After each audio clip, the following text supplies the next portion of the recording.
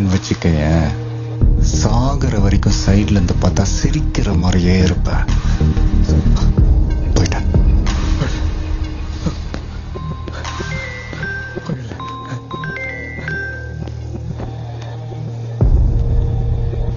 சொல்லுமா. நீ சொன்ன டேப்லெட் வாங்கிட்டேன் பார்த்தி. வேற ஏதாவது வேணுமா உனக்கு? ஜீப்ப சர்வீஸ் விட்டுருக்கேன், ஃபார்மசிக்கு அப்புறம் போய்க்கலாம்னு சொன்னல. நீ ஏன் குழந்தைய தனியா வீட்டுல